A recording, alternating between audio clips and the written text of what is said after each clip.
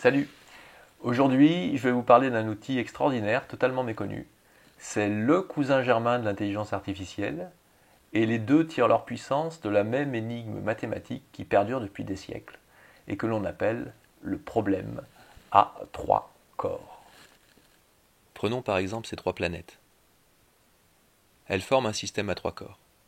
Et on sait deux choses. La première, c'est qu'il nous est impossible de déterminer leur trajectoire exacte. Il n'existe pas de formule mathématique, dans le cas général, pour déterminer le mouvement de ces trois corps. C'est d'ailleurs tout le problème, et nous y reviendrons. Le deuxième point, c'est que ces systèmes sont très chaotiques. La moindre petite perturbation peut tout changer. C'est ce qu'on appelle aussi l'effet papillon.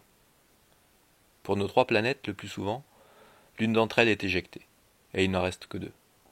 Et ça ne tient pas compte des collisions éventuelles. Alors pourquoi on n'arrive pas à trouver les trajectoires exactes de ces trois corps? Eh bien en fait, depuis 1687 et la petite promenade de Newton dans son jardin, on a toutes les données du problème. Et il est très simple à poser ce problème. On a la force qu'exerce la Terre sur la pomme, qui est proportionnelle à la masse de la pomme. Si j'ai une enclume de l'autre côté, il va me falloir beaucoup de force pour la maintenir en l'air. Cette force est également proportionnelle à la masse de la Terre. Si je suis sur la Lune, je vais pouvoir lancer cette pomme beaucoup plus loin. Et puis, elle est inversement proportionnelle au carré de la distance, c'est-à-dire que dès que la distance va croître, la force sera totalement négligeable.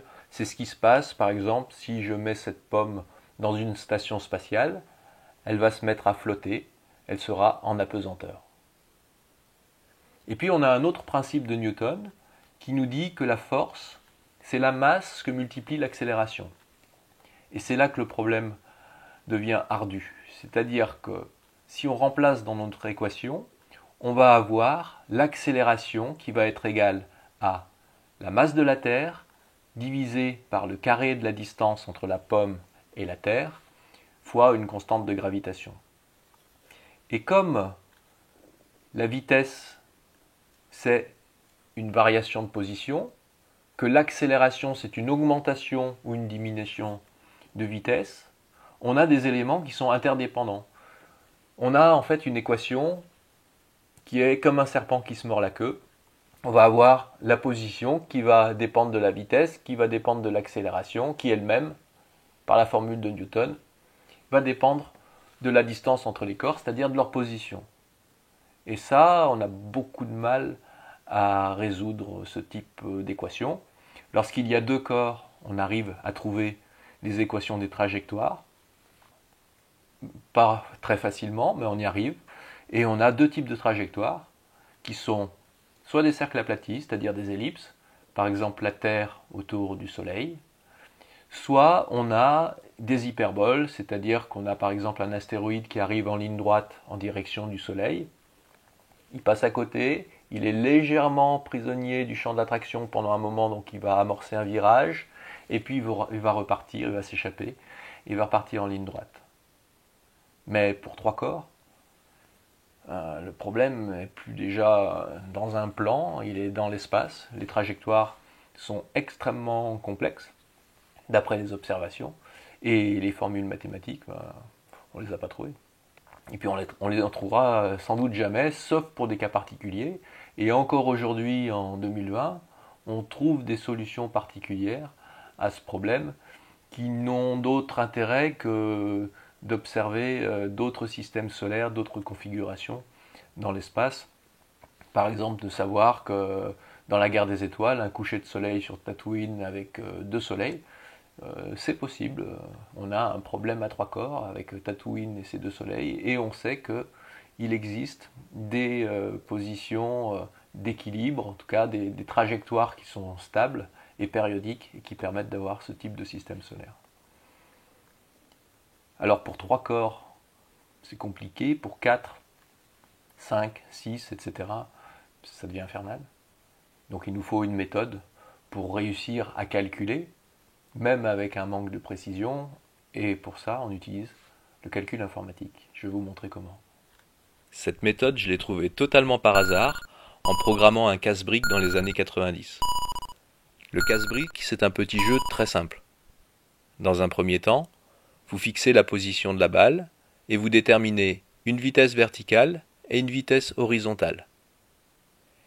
Et dans un second temps, vous faites une boucle. Dans cette boucle, vous ajoutez à la position horizontale votre vitesse Vx et vous ajoutez à la position verticale votre vitesse Vy. Vous affichez la balle, vous rebouclez et vous avez l'impression qu'elle se déplace. Lorsque la balle rencontre un obstacle, vous n'avez qu'à inverser la vitesse horizontale ou la vitesse verticale. Vous obtenez ainsi un jeu simple avec une balle qui rebondit sur 4 murs.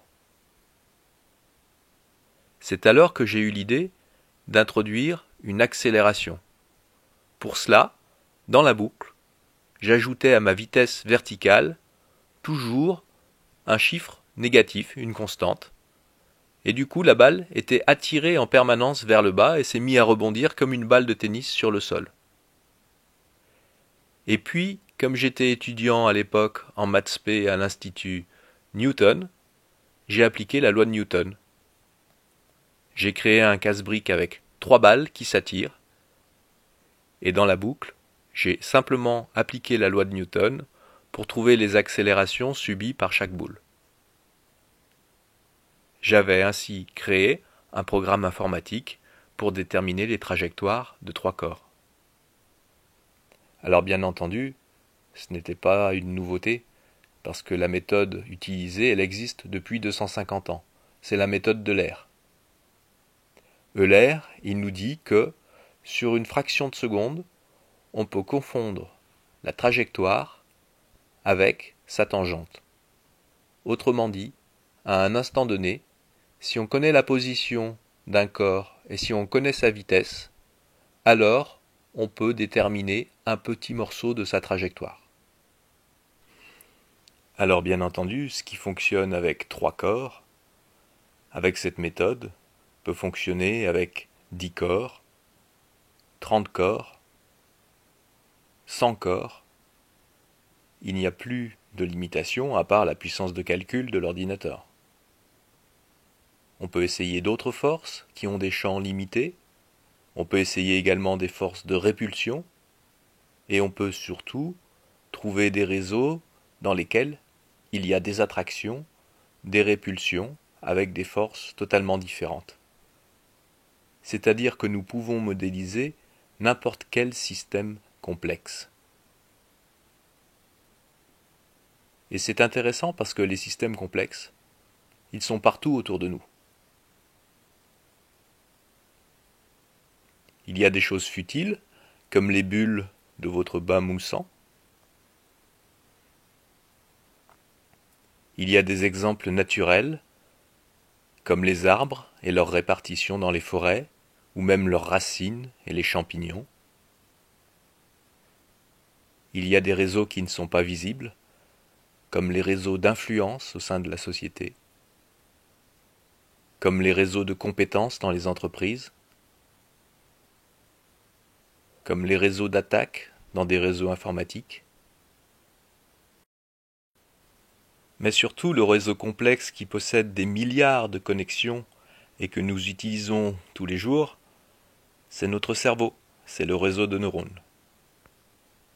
Et on peut se demander d'ailleurs si notre cerveau ne conditionne pas ce que nous apercevons autour de nous, tous ces autres réseaux qui nous semblent familiers. Est-ce que la structure même de notre cerveau ne serait pas à l'origine de notre vision du monde? Enfin, parmi les réseaux de neurones, il existe maintenant un nouveau type, qui est l'intelligence artificielle, avec ces réseaux de neurones informatiques. Pour leur permettre d'apprendre, on va partir du résultat et on va propager ce résultat en remontant dans les couches de neurones pour arriver jusqu'aux conditions. Cette méthode, qui s'appelle la rétropropagation de gradient, c'est exactement ce que nous appliquons avec les petites boules que vous voyez à l'écran. On donne une impulsion initiale et le réseau de neurones s'organise Il s'organise pour apprendre. D'impulsion en impulsion, d'exemple en exemple, la plastique de ce cerveau artificiel va se modifier. Il sera capable d'interpréter des nouveaux signaux en se référant à ce qu'il a appris, en essayant de se rapprocher de ce qu'il connaît. Plus il y aura de neurones, plus il aura d'exemples, et plus il sera pertinent. L'intelligence artificielle et la visualisation d'informations sont donc des technologies voisines, puisqu'elles partagent au départ les mêmes algorithmes. Mais l'intelligence artificielle est une boîte noire. C'est-à-dire que vous posez en entrée une question, et en sortie vous avez une réponse, mais entre les deux vous ne savez pas du tout ce qui se passe. Ça pose problème parce que vous ne savez pas en particulier si vous avez assez de données dans la boîte pour avoir une réponse pertinente, et puis vous ne savez pas également quel est le degré de certitude de la réponse. Essayons de visualiser ce qui se passe à l'intérieur. Imaginons par exemple qu'il y a un paysage de montagne. Poser une question revient à lâcher un ballon au-dessus de cette région montagneuse et regarder dans quelle vallée le ballon va atterrir. Si on va un petit peu plus loin, l'apprentissage servirait à creuser les vallées, c'est-à-dire plus vous avez d'exemples qui passent au même endroit, plus il creuse un sillon qui petit à petit crée une dépression, un relief. Et dans ce cas-là, lorsque vous avez des vallées relativement profondes, le système d'intelligence artificielle va avoir une réponse qui est fiable. Par opposition, vous allez avoir des régions dans cette boîte totalement plates, vierges d'apprentissage.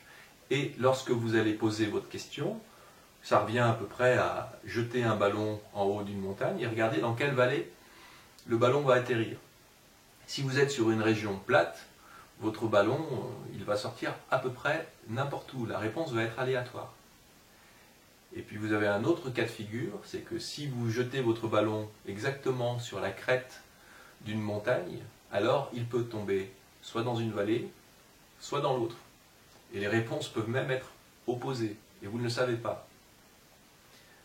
Donc visualiser des systèmes complexes comme l'intelligence artificielle a un intérêt. Alors on ne va pas visualiser un ChatGPT avec tous ses paramètres, mais pour des systèmes plus simples, on peut faire une topographie du système et comprendre ce qui se passe à l'intérieur de la boîte. Alors le champ d'application de la visualisation d'informations, il est très large. Pour dessiner une carte, il vous suffit d'avoir des données, des relations entre ces données et le système mathématique que je vous ai décrit précédemment, c'est-à-dire un système de force qui fait que les données qui ont des relations se rapprochent et au contraire, les données qui n'ont aucun point commun vont s'éloigner. À partir de là, vous pouvez dessiner des cartes et regarder leur évolution. Voilà, j'espère que vous en savez un petit peu plus sur la visualisation d'informations. Dans les prochaines semaines, je détaillerai certaines cartographies que nous avons pu réaliser et que nous pouvons montrer, bien évidemment. Et je parlerai également d'un nouveau brevet que nous avons déposé sur l'évolution des systèmes complexes. C'est un brevet qui permet de représenter par exemple des tendances d'actualité au fil du temps. Et c'est un brevet qui est très prometteur. Donc je vous invite à vous abonner pour suivre toute cette actualité. À bientôt, bonne journée.